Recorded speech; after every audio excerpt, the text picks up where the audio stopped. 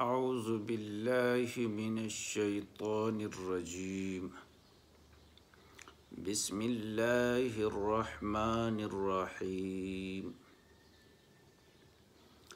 رب اشرح لی صدری ویسر لی امری واحلل عقدۃ من لسانی یفقہوا قولی۔ آج درس قرآن کے سلسلے میں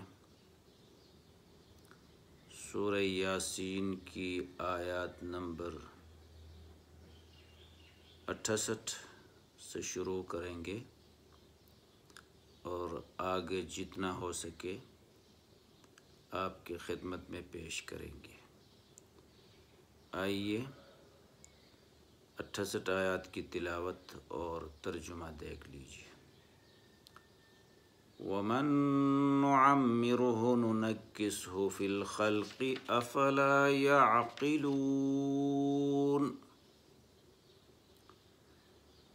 جس شخص کو ہم لمبی عمر دیتے ہیں اس کی تخلیق کو، ساخت کو ہم الٹ ہی دیتے ہیں، کیا یہ حالت دیکھ کر انہیں عقل نہیں آتی؟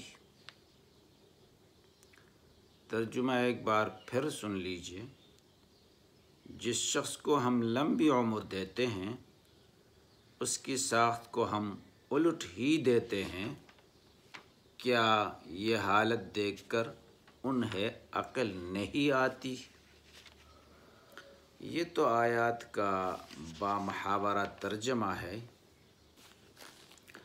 اب اس آیات کے اندر جو کچھ کہا جا رہا ہے مفسرین نے اس کا جو بیان کیا ہے اس کا خلاصہ آپ کو بتاتے ہیں۔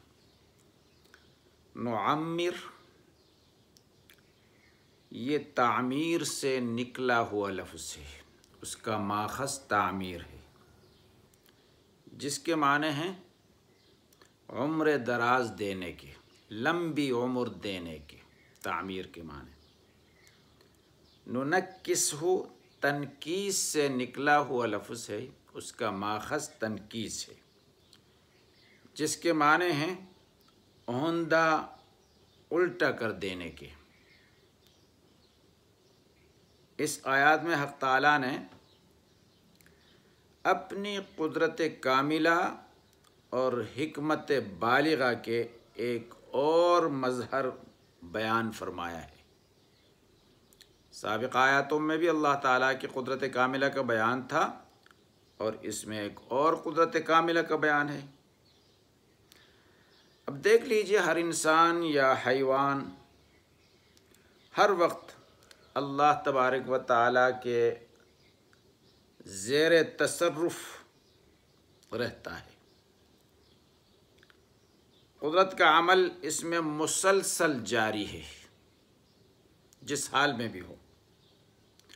اب دیکھ لیجئے، اللہ تعالیٰ نے انسان کو ایک گندے بے جان قطرے سے اس کا وجود شروع کیا۔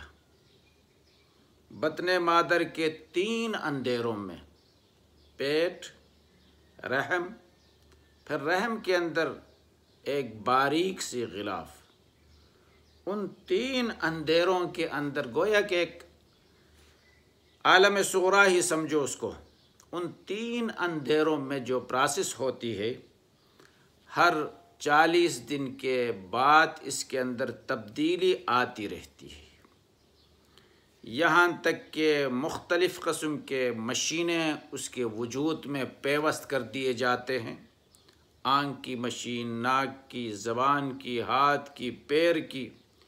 اس کے بعد پھر سور پھونک دیا جاتا ہے اس میں، پھر 9 مہینے کے بعد، اسی ترتیب سے 9 مہینے کے بعد اس کو دنیا کی طرف آنے کی اجازت ہوتی ہے۔ پھر جس طریقے سے وہ آتی ہے وہ بھی ایک مشکل مرحلہ ہوتا ہے، لیکن یہ بھی اللہ تعالیٰ کی قدرت کو ظاہر کرتا ہے۔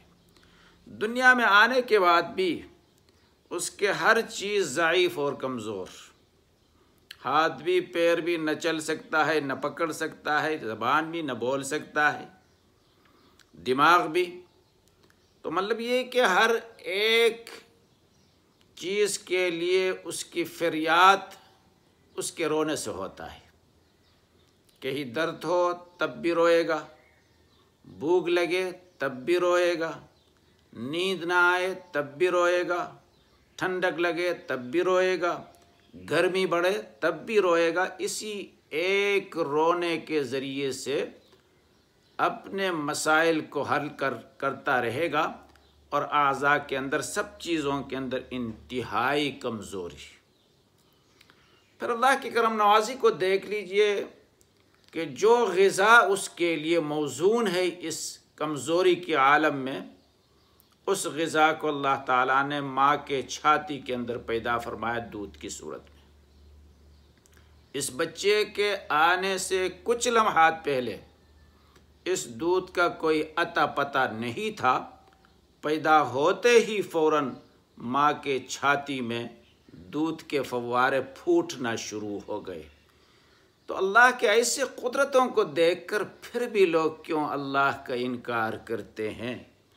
پھر اللہ فرماتے کہ دیکھو پھر اس انسان کے اندر جوانی کی عمر آ جاتی ہے، ادھیڑ عمر آ جاتا ہے، پھر اللہ تعالیٰ اس کو بوڑھاپے کی طرف لے جاتا ہے. نعمرہ، ہم اس کو بوڑھاپے کی عمر دے دیتے ہیں. اور بوڑھاپے کی عمر کے اندر پھر تخلیق لوٹ آتی ہے. جیسا بچپن کے اندر کمزوری تھی، اب بوڑھاپے کے اندر کمزوری آئے گی. ہاتھوں میں وہ طاقت نہیں جو جوانی میں تھی، زبان میں وہ طاقت نہیں جو جوانی میں تھی، بصارت میں وہ قوت نہیں جو جوانی میں تھی، پیروں میں وہ طاقت نہیں جو جوانی میں تھی، اور عقل کے اندر دماغ کے اندر بھی وہ طاقت نہیں جو جوانی میں تھی. بچپن کے حرکات و سکانات اس پر دوبارہ لوٹ آئیں گے. اس کو اللہ تبارک و تعالیٰ نے ان الفاظ کے ساتھ ذکر فرمایا ہے کہ اولم نعمرہ ننکسہ فی الخلق افلا یعقلون. ننکسہ فی الخلق افلا یعقلون. ننکسہ فی الخلق کا یہی مطلب ہے، اس کو پھر ضعف کی طرف لایا جاتا ہے. تو عقل والوں کو اس کے اندر کم از کم جو ہے اللہ تبارک و تعالیٰ کی اس قسم کے کاموں کو دیکھ کر اللہ کے وجود اور اللہ کی ربوبیت، اللہ کی اعلائیت کو تسلیم کرنی چاہیے. پھر بھی وہ لوگ انکار کرتے ہیں. آیات نمبر 69 دیکھ لیجئے. وَمَا عَلَّمْنَاهُ الشِّعْرَ وَمَا يَنبَغِي لَهُ إِنْ هُوَ إِلَّا ذِكْرٌ وَقُرْآنٌ مُبِينٌ. ہم نے اس نبی کو شعر نہیں سکھایا اور نہ شاعری اس کو زیب ہی دیتی ہے. یہ تو ایک نصیحت ہے اور صاف پڑھی ہوئی یا پڑھی جانے والی کتاب. قرآن کے معنی ہوتا ہے پڑھی جانے والی کتاب. ترجمہ ایک بار پھر دیکھ لیجئے. ہم نے اس نبی کو شعر نہیں سکھایا اور نہ شاعری اس کو زیب دیتی ہے. یہ تو ایک نصیحت ہے، ذکر نصیحت ہے. وہ قرآن مبین اور پڑھی جانے والی کتاب. پڑھی جانے والی کتاب. دیکھ لیجئے اس میں جو مفسرین بیان کرتے ہیں کہ مشرکین مکہ آپ صلی اللہ علیہ وسلم کی نبوت و رسالت اور قرآن کی تاثیر دیکھتے تھے، نبوت کو دیکھتے تھے، رسالت کو دیکھتے تھے. قرآن کی تاثیر بھی ان کے سامنے تھا، مشاہدہ ہو رہی ہے. تاثیر کی وجہ سے لوگ دھڑا دھڑ اسلام پہ داخل ہو رہے ہیں. جیسے کہ عمر فاروق کا واقعہ آپ دیکھ لیجئے. اس کے علاوہ اور بہت سارے واقعات ہیں. قرآن کی تاثیر کی وجہ سے لوگ دھڑا دھڑ اسلام میں داخل ہو رہے ہیں.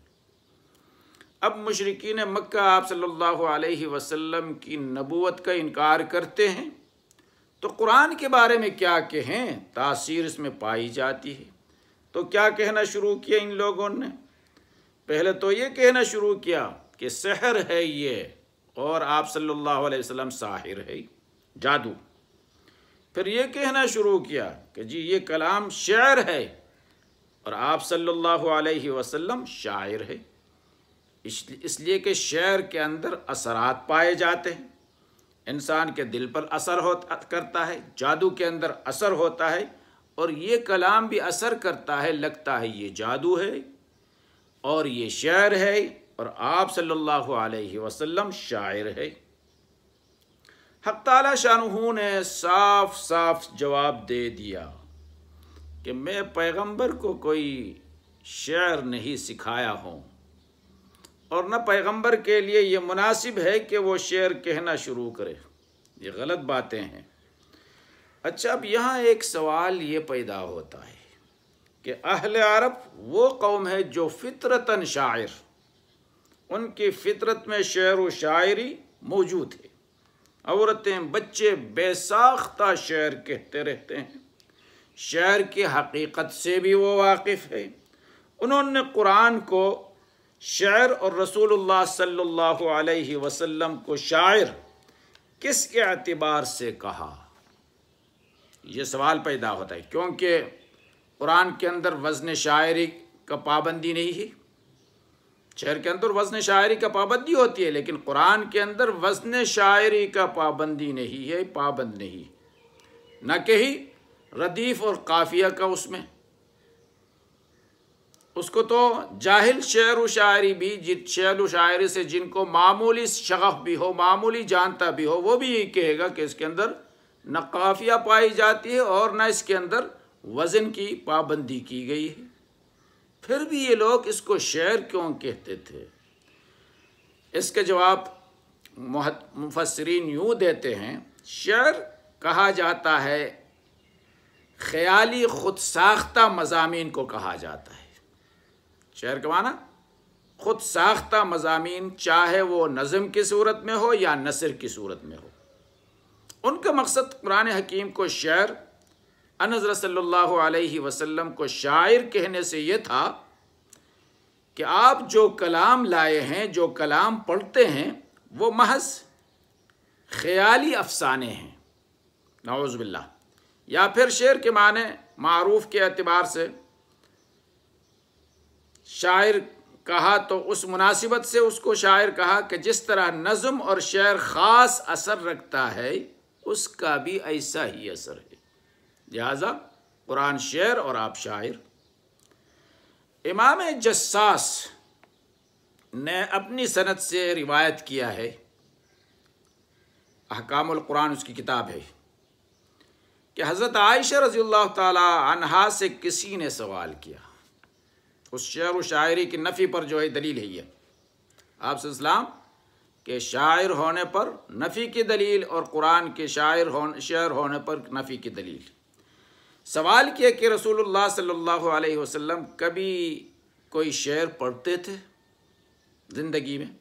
آپ نے فرمایا نہیں، البتہ ایک شعر جو طرفہ کا، ابن طرفہ کا ہے، آپ اس سے بار بار پڑھا کرتے تھے، وہ یہ کہ ستبدی لک الایام ما کنت جاہلا، ستبدی لک الایام ما کنت جاہلا ویاتیک بالاخبار من لم تزودی۔ اس کو آپ نے وزن شعری کو توڑ کر اس طرح پڑھا کرتے تھے، من لم تزودی بالاخبار، بالاخبار من لم تزودی کے بجائے من لم تزودی کو پہلے، بالاخبار کو بعد میں۔ حضرت ابوبکر صدیق نے عرض کیا، یا رسول اللہ یہ شعر اس طرح نہیں ہے۔ آپ نے فرمایا میں شاعر نہیں اور نہ میرے لیے شعر و شاعری مناسب ہے۔ دلیل ہے اس بات کی کہ آپ صلی اللہ علیہ وسلم شاعر نہیں تھے، اور جو کلام آپ کو عطا کیا گیا ہے یہ شعر نہیں ہے۔ یہ لوگ ویسا ہی عناد کی بنیاد پر، ضد کی بنیاد پر کہتے ہیں کہ آپ شاعر ہیں اور یہ کلام شعر ہے، حالانکہ اس طرح سی بات نہیں ہے۔ اللہ تعالیٰ ان باتوں پر عمل کی توفیق عطا فرمائے۔ وما علینا الا البلاغ۔